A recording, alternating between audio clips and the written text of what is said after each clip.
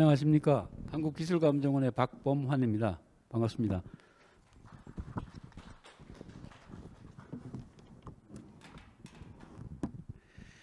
앞 시간이나 오후 시간에 내용을 보고 제가 들으니까 충분한 어떤 베트남과의 기술 교류나 아니면 어떤 비즈니스를 위해 가지고 앞전에 변호사님이나 또 그 화학시험융합시험원의 이정민 원장님께서 좋은 말씀해 주셨고, 오후 시간에도 중국에 대한 게 있는데요.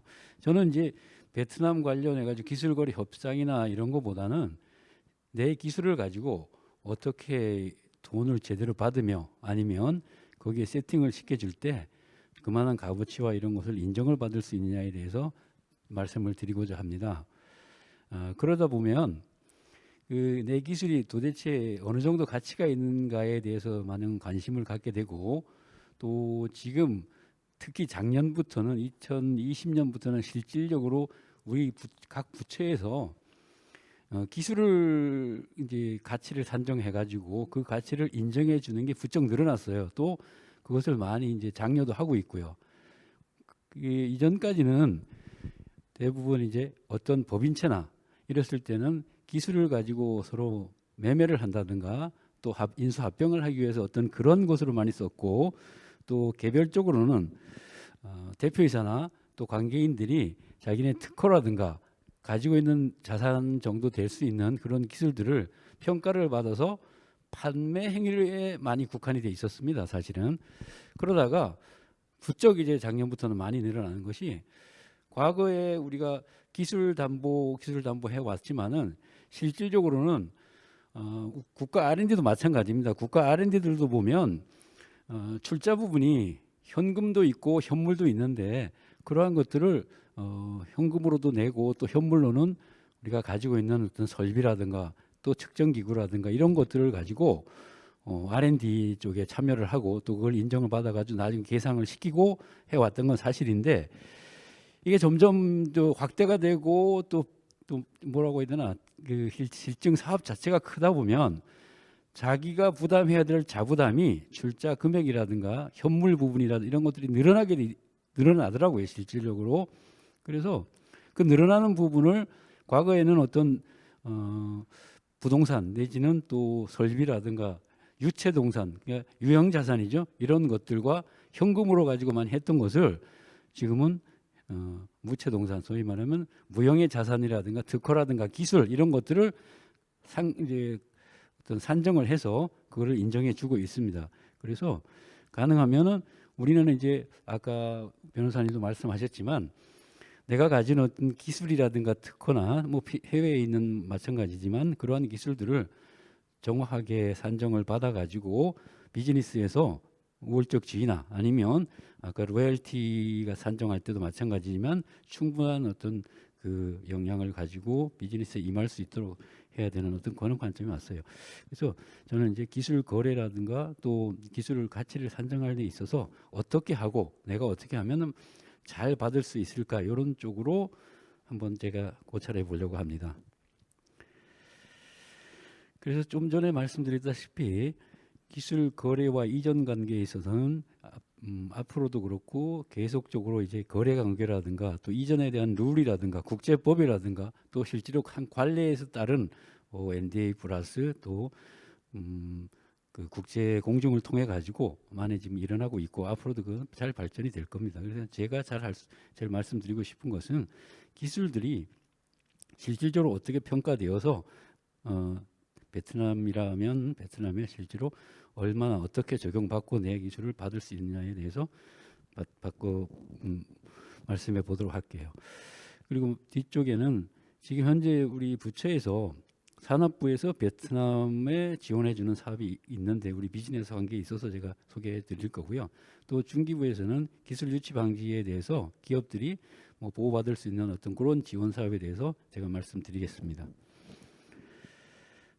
그래서 이 오후에 있는 중국 말고 오전에 베트남 기술들을 제가 자세히 한번 살펴보니까 대부분들이 그 기술이 우리가 특허라든가 어떤 정보통신 기술보다는 그 뿌리 산업이나 뿌리 기술에 많이 치우쳐 있고 기능이나 기술 또 이런 것들, 그러니까 기반 기술에 많이 이제 교류가 많이 있더라고요. 그리고 그런 것들을 보니까 1차적으로 뭐 가공 기술이라든가 용접, 절단, 절곡, 또 그와 관련된 자동차 뭐 부품 기술, 그 외에 많은 것들이 있었어요. 그래서 제가 보니까 우리가 특허나 아니면은 내 기술을 가지고 정확히 산정받기에는 지금 이렇게 베트남의 관심 기술을 가지고는 조금 미흡한 점이 없잖아요. 있을 것 같아요, 사실. 그래서 과거에 우리가 중국이나 동남아 진출할 때 뿌리 기술이나 그런 걸 가지고 진출했을 때 거기에서 충분히 이제 어떤 보상이나 또는 가격 산정을 받을 수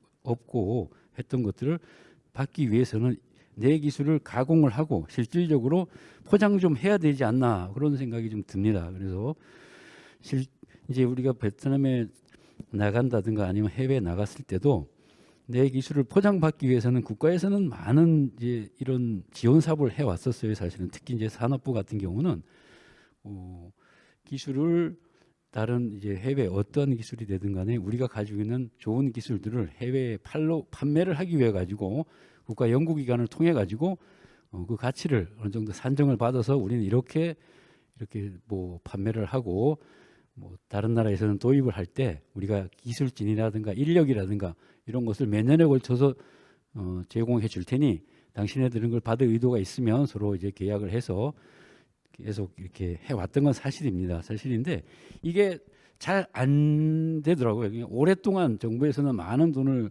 투자도 하고 지금 현재도 많은 돈을 쌓아놓고 있는데 실질적으로 가져가서 혜택을 보는 데는 별로 많지가 않은 이유가 가치 산정에 있어서 나는 예를 들어 100원을 받아야 되는데 이게 도대체 100원의 값어치가 있는 건지 또 아니면 받는 사람 입장에서는 더 싸게 받을 수 있는 건지 그리고 그 값어치가 전 세계적으로 평준화되었다고 가정했을 때는 어느 레벨에 있는 건지 이런 것들도 상당히 문제가 되어 있으니까 사실은 좀 왕성하게 활발하게 되지 않지 않았었나 하는 그런 생각이 있고요.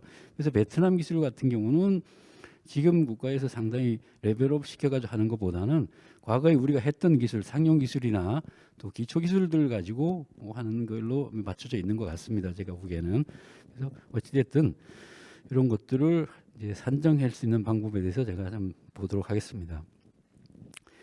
이 기술을 가치 평가할 때는 우리가 보통 기술이나 아니면 어떤 측정할 때는 그 기술을 가지고 표현해내는 방법이 있습니다. 그래서 만약에 자동차를 만든다고 했을 때는 설계라는 방법을 합니다. 그래서 설계가 우리가 통상적으로 전 세계의 무형의 어떤 보이지 않는 약속이기 때문에 언어가 어떤 언어든 간에 기호와 부호와 방법을 가지고 서로가 통하게 돼 있는데 그 설계는 통상적으로 일각법이나 삼각법 우리가 많이 쓰는 삼각법이죠.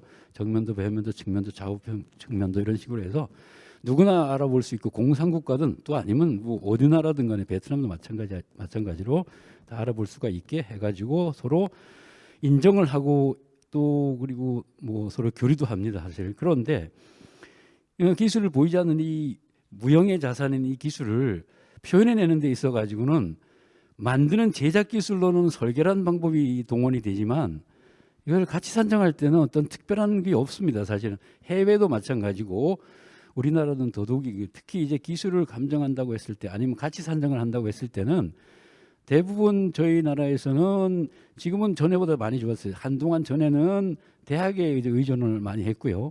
지금은 가치 산정하는 기관들을 어떻게 뭐 등록을 받아가지고 하게 돼 있고 그래서 이제 저는 조금 활성화는 돼 있으나 해외 같은 경우는 이러한 것들이 각기의 어떤 아까도 있지만 KTR이라든가 이런 이제 아주 뭐라고 하는 작은 소집단이라도 그 충분한 전문성을 나타낼 수 있는 기관이나 이런 데서 나오는 것들을 상당히 높이 사주었었어요, 사실은.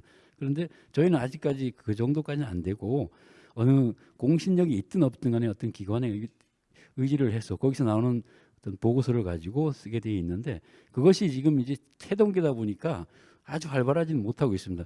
그래서 현재는 이 기술을 가지고 아까 표현해내는데 제작 기술은 설계라는 방법을 통한다 그러면 저희는 이제 가치 산정이 산업부에서 지정해 놓은 이제 산업평가 기술 가이드라는 게 있습니다. 그래서 그게 하나 유일한 교본인데 그 외에 이제 개별적으로든 어디든 간에 이제 책자를 많이 발간돼 있고 교본으로 볼 만한 것은 있으나 근간은 산업부에서 3년에 한 번씩 발간되는 산업부에서는 기술평가 가이드라는 2017년판이 지금 현재 보고 있고 올해는 아마 이제 나올 해입니다. 사실 그래서 만 3년 만에 한 번씩 이제 레벨로 이게 바뀌게 되는데 어찌됐든 간에 과거나 지금이나 기술을 평가하는 그 산정 가이드는 산업부가 되고 있고 중기부나 아니면 다른 과기부도 있으나 현재는 산업통상자원부가 그 역할을 하고 있습니다. 그래서 등록도 받고 평가를 하는 평가 역할도 산업부가 하고 있고 그런 중재나 하는 것은 산업부가 하고 있습니다. 그래서 저희들도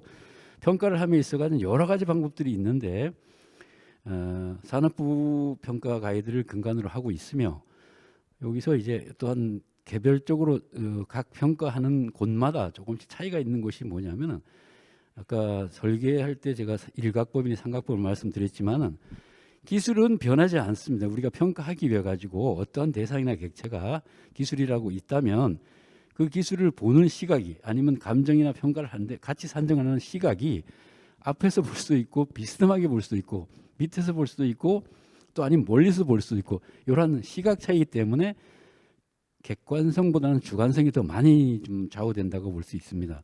그래서 그 주관성을 거의 그래도 객관화시키기 위해 가지고는 아까 말씀드린 기술가치평가 가이드에 맞춰서 하게 되는데 그래도 그 각 감정해내는 감정사나 평가하는 분들에 따라 가지고 성향에 따라서 상당히 주관적으로 많이 바뀌기도 합니다. 그래서 이런 아까 말씀드렸던 산업부가 정해놓은 기술평가 가이드를 보면 시장 접근법이 있고 수익 접근법이 있고 원가 접근법이 있고 로열티 공제법이라 이렇게 해가지고 교과서적으로 만드는 어떤 룰은 있습니다. 사실 룰은 있으나 저희가 하다 보면 제일 현실적으로 맞는 거는 어떻게 보면은 시장 쪽이 좀 많이 쓰입니다. 사실은 왜 그러냐면 기술이라는 것은 우리가 조금 전에도 이제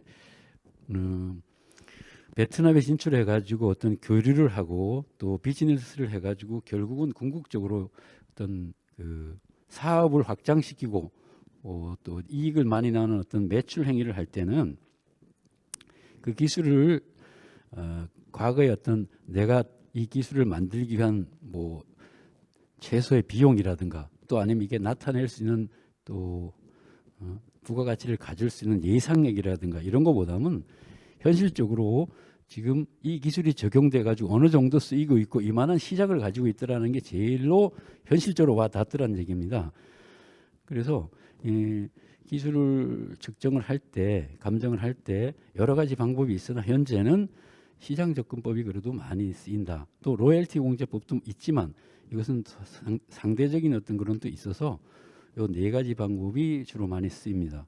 그리고 마케팅은 시간이 지나도 해결이 되지 않지만 기술들은 오늘의 첨단 기술은 사실 시간이 지나면 다 극복이 될 뿐 아니라 그보다 더 좋은 기술들이 나오기 때문에 절대적으로 오늘 산정한 기술이 최고 기술이고 또 많은 금액이 나온다 하더라도 당장 내일이면 또 바뀌게 되고 하기 때문에 조금 그 마케팅 측면하고 좀 차이가 좀 있습니다. 괴리가 있는데요. 어쨌든 오늘 우리가 국가에서 인정하는 아니면 국가에서 밀고 있는 신성장 동력 산업이라든가 6T라든가 또 여러 가지 지금 국가에서 밀고 있는 첨단 업종에 또 첨단 기술과 그런 산업들과 연관되어 있는 기술들이 있는데요. 그런 것들은 시간이 지나면서 또 계속 바뀌기 때문에 마케팅 측면에서 회사가 가지고 가려고 하는 부가가치나 매출이라든가 수익성하고는 좀 동떨어져 있습니다. 어찌됐든 간에 기술 가치는 기술 평가는 요 네 가지 방식에 의해서 한다 이런 말씀을 드리고 싶고요. 이거는 차근차근 한번 보겠습니다. 요 시장 접근법이라는 것은 요 그대로입니다. 지금 시장에서 형성되고 있는 것을 근간으로 한다는 얘기입니다. 제가 여기 한번 읽어보겠습니다. 시장 접근법은 대상 기술과 동일 또는 유사한 기술이 활성 시장에서 거래된 가치에 근거하며 비교 분석을 통하여 상대적인 가치를 산정하는 방법이다. 이 기술평가 기준 운영 지침해 가지고 이것도 산업부에서 나와 있는 겁니다. 그래서 우리가 이제 시장 접근법에서 제일로 근간이 되는 것들이 매출액 추정입니다. 그래서 현재 가치가 미래에서 또 미래 가치가 현재에서 어떻게 산정될 기준이 될까? 그게 사실 제일 중요한 것이라 그래서 매출액 산정이 어느 정도 되면 그동안 과거에 성장했던 앞으로의 성장 가능성 있는 것을 과학적으로 접근해 가지고 분석을 해 가지고 도출을 해내면 어느 정도 가격이 형성돼서 나옵니다. 그러나 지금 현재 현실적으로는 내가 어느 정도 이 시장에서 이 기술이 통용되고 있다는 것을 본인들 그러니까 당사자가는 조금 알고 있어요. 어느 정도 있어 가지고 아주 네트 개념이라기보다는 수요자에 의해 가지고 조금 이제 움직인다. 그래서 그냥 뭐 예를 든다면은 1,000만 원짜리 기술인데 우리는 뭐 1,500이나 2,000 정도는 돼야 되지 않겠느냐. 이렇게 되면 시장 형성을 객관적으로 딱 봤을 때는 1,000만 원이 될 수 있으나 요구자의 수요자의 요구에 의해 가지고 사실은 좀 움직입니다. 이것들이. 그래서 아까 처음에 서두에 말씀드렸지만 보는 시각에 따라 가지고 상당히 움직임이 많다는 것이 기술의 감정이 그렇습니다. 현실은. 그렇지만 방법이나 이런 것들을 종현한 것은 이런 시장 접근법이라는 게 있다는 걸 말씀드리고, 마지막에 밑에 보면은 거래 사례에서 사례 기술과 대상 기술의 차이를 조정하여 적정 가치를 산출할 수 있으며 사례 기술과 대상 기술의 차이에 대한 분석 근거를 제시해야 됩니다. 이게 무슨 말씀이냐면요. 실질적으로 이제 거래는 우리가 뭐 1,000만 원의 거래가 됐다 하지만 내가 팔고자 하고 사고자 하는 데 있어서 2,000만 원을 해야 된다고 그랬을 때는 반드시 그 2,000만 원을 상향하기 위한 근거를 그 감정하는 분이나 또 문헌이라든가 조사해서 반드시 놓으라는 얘기입니다. 이게 그래서 이것을 상당히 주관성을 배척을 하기 위해서 하는 건데, 이러한 것들도 또한 많이 통용되거나 이러지 않기 때문에 현실적으로는 그렇게 많이 뭐 큰 어떤 제재나 이런 건 사실 없다고 봐도 됩니다. 그래서 시장 접근법으로 현재는 많이 이제 통용이 되고 있고요. 특별한 경우는 이제 그 다음에 나오는 다른 방법으로도 많이 합니다.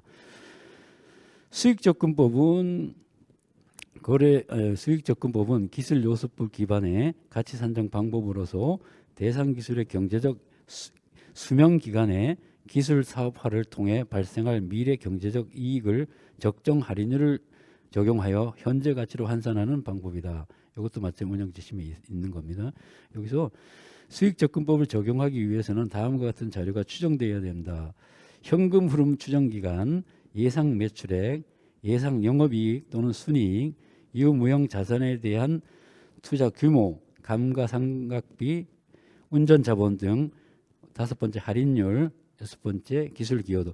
제가 이 말씀을 드리는 게 뭐냐면 저희가 이제 회계 기준으로 보면 중소기업도 있고 대기업도 있지만 우리나라에 이제 그 회계 산정이라든가 또 그리고 회계 감사 의견서를 보더라도 여기에 딱 맞출 수 있는 기업들이 많지 않습니다. 사실은. 그래서 어려움이 여기서 이제 나오게 되는데, 그 할인율 적용할 때도 그렇고 우리가 원가 계산, 비용 산출도 그렇고 이익 구조를 나타낼 때 우리가 그 재경 부서라든가 원가 부서라든가 또 이익을 산정하는 부서에서는 요 수익 접근법을 적용하기 위해서는 우리가 소위 말하는 회사의 격리부서라고 한다 그러면 격리부서가 세세한 아주 작은 단위의 그 뭐라 그러나 기장이라고 해야 되나요?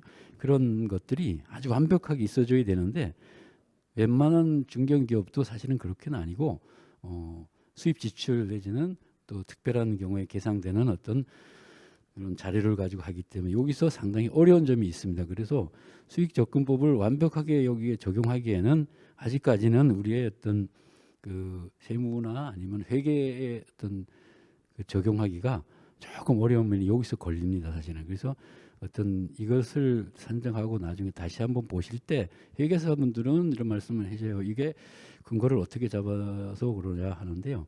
여기에서 아까 제가 말씀드린 부분이 회사에서 회계 기준을 할 때는 당연히 회계 기준에 맞게끔 하지만 여기 들어가는 것들은 당시에 소요되는 시간상 또 아니면 일정상 들어가는 모든 비용이나 이런 것들이 아주 세세하게 들어가게 돼 있어요. 이 산정 방법에는. 그래서 조금 어려움이 있고 실질적으로 이 수익 접근법을 이제 완전하게 적용을 시키기 위해는 현재 우리나라의 회계 방법하고는 조금 차이가 있다는 걸 제가 말씀드립니다.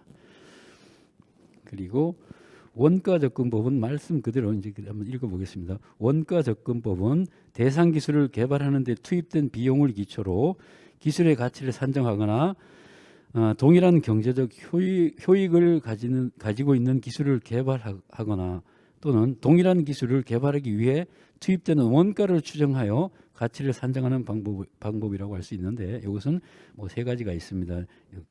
밑에 이제 소개된 있는데, 원가 접근법은 단순하게 우리가 아까 제가 회계 기준으로 말씀드렸다시피 이 기술을 개발해 가지고 적용하기까지 네트 개념에 얼마가 드는 원가도 있겠지만 또 앞으로 어느 정도 이익을 봐야 될 것을 산정해 가지고 넣기도 합니다, 사실은. 그래서 어찌 됐든 이 원가 접근법이라는 거는 이 기술을 개발해 가지고 나중에 어떤 큰 이익을 오고 안 오고는 나중 얘기고, 현재는 이 기술을 개발해 가지고 적용하기까지 어느 정도 소위 말하는 원가가 들었는지 그것을 가지고 하는 겁니다. 그래서 사실은 이 원가 접근법으로 측정된 그 산정된 금액은 잘 안 씁니다. 그래서 우리가 아까도 우리 변호사님도 말씀하셨지만, 예를 든다면은 우리가 PCD 특허를 출원한다든가 또 국내 출원을 할 때 비용이 얼마 들었다 해가지고 그것만 받는 건 없거든요, 사실은. 그래서 그런 측면에서는 조금 이제 잘 사용이 안 되는 방법입니다, 원가 접근법은. 그렇지만 그 통상적으로 요거 쓰이는 때가 있습니다. 어디에냐면은 이해관계가 있는 회사, 그러니까 우리가 대기업에서 자회사 또는 또 이해관계가 있는 회사끼리는 원가 접근법을 씁니다. 그래서 우리가 요 기술을 가지고 할 때 통상 뭐 한 40억이 들었다. 실제로 이런 사례가 있습니다.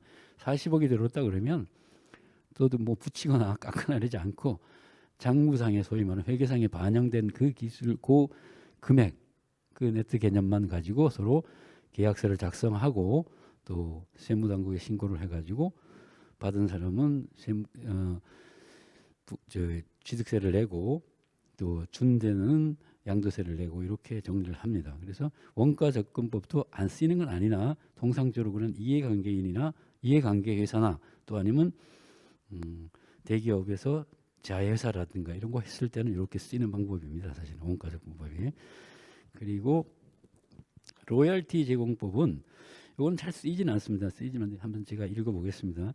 기업이 대상 기술을 보유하지 못하여 제3자로부터 라이센스하는 경우를 가정하고 대상 기술의 경제적 수명 기간에 라이센스 비용으로 지급해야 하는 로열티 현재 가치를 기술 가치로 추정하는 방법이다. 대상 기술을 보유함으로써 동기간에 로열티를 지급하지 않아도 되기 때문입니다. 하는 이런 건데, 로열티 제공법은 이것도 마찬가지로 서로 상호간에 약정된 어떤 룰에 의해 가지고 어느 정도 어거리가 되면 서로 인정받고 인정하는 이런 것입니다. 그래서 지금 로열티 제공법까지 네 가지가 있다고 하면 우리가 베트남에 나갔을 때 내 기술을 가지고 아니면 내 특허를 가지고 적용을 하고 또 서로 상호간에 부가가치를 창출하고 매출을 일으키고 어떤 그 이윤을 내기 위해서 제공되는 기술과 제공하는 주체 또 사용하는 사용자가 있다 그러면 요 네 가지 방법에 의해 가지고 책정된 그 어떤 감정서나 산정이 된 어떤 그 금액 가치가 나와 있는 이런 감정서를 가지고 비즈니스에 임하는 게 좋습니다. 그동안은 우리가 통상 이제 우리 특허청에 등록된 기술이고 아니면 PC도 해외에 출원됐다든가 해외에 등록된 기술이 있으면 소위 우리나라로 말하면 특허 등록 원부나 이런 걸 가지고 소유권 주장을 하면서 이게 언제부터 권리를 가지고 있고 언제까지니까 어느 정도 내가 이거 받을 거야라고 이렇게 보통 비즈니스를 합니다. 그리고 해외에 나갔을 때도 통상 이런 식으로 하는데 이제 보다 앞으로 이제 좀 장려하거나 아니면은 저거 해야 될 방법은 정확하게 산정을 받아가지고 그 산정된 금액이 인정하고 불인정하고는 나중 문제고 제대로 이제 뭐 베트남이면 영문으로 번역을 해가지고 번역 공증까지 해서 거기에 산정된 금액이 뭐 높고 낮음을 떠나서 어떤 행위에 있어서 격식도 좀 필요하지 않나 하는 게 요즘 그런 생각이 듭니다.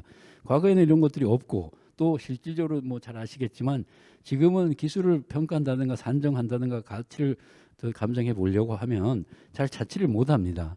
그 이유가 현재는 우리나라 이제 아까도 제가 말씀드렸지만은 산업부는 이 기술을 감정하고 같이 산정하는 주무부처인데 법령으로 반드시 가치를 감정하는 회사는 어떠한 기준을 가지고 반드시 해야 된다라는 법령이 아니고, 또 마찬가지로 기술을 평가받는 어떤 회사나 또 가치를 산정받는 그 개인일 경우에도 반드시 어디에서 어떻게 해라라는 건 아직 법률로 강제 조항이 없기 때문에 해도 좋고 안 돼도 좋고, 또 한다 그러면 반드시 어디에다 해야 된다라든가 이런 것들이 조금 아직은 느슨하기 때문에 조금 혼선이 있을 수는 있습니다. 그러나 우리가 처음에 그 산업계에 ISO라고 이제 규격이 들어와 가지고 했을 때만 해도 대기업 위주로 금액도 상당히 비쌌고, 그 세팅을 해서 실질적으로 국제협력기구에서 인정을 받아 가지고 그 가치를 이제 남에게 보여줄 때는 상당한 그 프라이드와 또한 규격서들이 그런 테이블 대상이 있었는데요. 지금은 뭐 좀 어떻게 보면 상당히 완화됐고, 또 그 스킬이라든가 이런 것들도 보편화되는 바람에 좀 낮아진 건 사실이나, 이 또한 기술을 산정하고 해외에 나가가지고 내 기술을 어떤 식으로 피력을 하고 정당한 어떤 값어치에 대한 어떤 비즈니스를 할 경우에는 어떤 행위를 해야 되는데, 아까 제가 말씀드렸다시피 국내 기관이라도 잘 찾기 힘들면은 산업부, 우리 이제 그 산업기술진흥원을 통해서도 마찬가지지만 알아서 그런 데서 산정을 받아가지고 또 영문 번역으로 해서 또 공정까지 하면 더욱 좋고 해가지고 나가는 게 오히려 좀 더 낫지 않나, 또 그렇게 해야 되지 않나 하는 생각이 있습니다. 이런 측면에서는 국가에서 반드시 어떤 지원이라든가 이런 건 아직까지는 없고, 창업 기업에는 있습니다. 창업할 때에 특허라든가 이런 것들을 미리 조사해주고, 또 그 특허가 어느 정도 값어치를 가졌는지 가치 산정을 창업 기업에 대해서는 중기부에서 조금 지원을 하는 게 있습니다. 그거는 있는데, 우리가 7년 이상 된 신성장 기업이라든가 또 그리고 중소 중견 기업들 중에서도 해외 글로벌 진출을 하려고 할 때 지원해 주는 건 아직까지는 현재는 그렇게 많지 않습니다, 사실. 그렇지만 이런 것이 왕성하게 활성화돼야만 된다고 저는 생각이 되고 있고요. 특히 이제 우리가 베트남이든 뭐 오해가는 중국이도 마찬가지라 다른 어떤 나라에 진출할 때는 반드시 그런 기술들이 어느 정도 국가까지는 아니지만 공신력을 갖추면 상당히 좋겠다라는 생각이 있고요. 우리 산업부에서 이런 기술들을 주관해서 이제 하는 그 기술을 해외 이전하는 그 부처에서 산업부 산하에 이제 한국생산기술연구원이라고 있는데요. 우리 한국생기원에서도 우리의 좋은 기술들을 이제 해외에 판매도 하고 또 해외 세팅을 시키면서 인력들도 파견시키고 해서 뭐 돈도 벌기도 합니다. 사실 하는데 왕성하게 일어나지 못합니다. 못하는 이유가 우리가 가지고 있는 기술들이 나빠서도 아니고, 즉 상대적으로 낮게 평가된 것도 아닌데, 방법상에서 저는 그렇게 생각되는 게, 이게 이제 서로 국제 간 무역 간이라든가 상행위에서 서로 인정해주고 인정받고 하는 어떤 그 룰들이 아직까지는 이러한 어떤 행위에 있어서 조금 미달하지 않나, 또 그런 것들 때문에 그런 것 같습니다. 왜냐하면 우리가 기술 교류에 대한 이런 걸 보면 기술도 상당히 수준에 있고, 거기에 스텝이라든가 연구자들 이런 분들도 엄청난 그 네임밸류가 있음에도 불구하고 잘 어떻게 세팅이 안 된다든가 또 상대방하고 우리가 잘 안 되는 이유는 그렇지 않나 하는 생각입니다. 그래서 우리가 기술을 감정하고 기술을 산정하고 가치 산정을 하는 데 있어서는 여러 가지 아까 말씀드린 4가지 방법을 통해 가지고 어느 정도 공신력이 뒷받침된다 하면 감정서나 가치 산정서를 가지고 해외에 또 특히 베트남에 진출해서 서로 비즈니스에 활용되었으면 하는 생각입니다. 그리고 요거는 이제 아까 처음에 말씀드렸지만은 현재 베트남에 진출하든 뭐 중국에 진출하든 간에 비즈니스를 할 때 어느 정도 지원해 줄 수 있는 사업들이 있어서 제가 2개만 소개를 합니다. 그래서 산업부에서 지원하고 있는 거는 지금 양자산업협력 사업이라 해가지고 여기 보면 1억 또 3천만 원 해가지고 이제 베트남 이동 지원 사업이 있고 뿌리 기술 협력 사업, 이것은 주로 이제 비영리 집단이, 비영리 회사가 사실은 좋긴 좋습니다만은 일반 개인 주식회사든 개인 회사도 상관없습니다. 여기 내용에 어느 정도 맞다고 생각되면 지원을, 예, 국가로부터 또 산업부로부터 지원을 받을 수 있는 제도입니다. 그거를 제가 잠깐 보여드리는 거고요. 그래서 이 공모 내용은 이렇게, 이걸 찾아보시면 산업부 홈페이지에 들어가면 보실 수 있습니다. 그리고 중기부 요것은 우리가 이제 베트남이 되든 중국이 되든 간 해외 나갈 때 우리 기술 유출을 방지하기 위해 가지고 지원해 주는 그 지원 사업입니다. 이것도. 그래서 중기부에서는 프로그램을 공급하든 아니면 우리가 보안 솔루션을 통해 가지고, 예, 하는 그런 기업도 있지만은 도입하려고 하는 중소기업들한테까지도 이런 이제 어느 정도 지원을 해 주려고 하는 지원 제도입니다.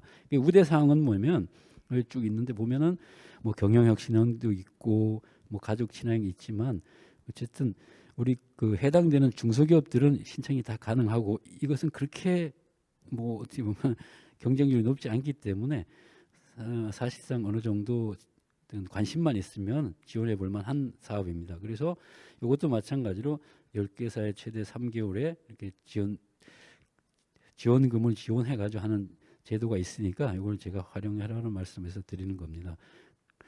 그 시간이 어느 정도 다 됐는데요. 혹시라도 뭐 궁금한 사항이 있으시면 제가 아는 범위 내에서 답변 드리도록 하겠습니다.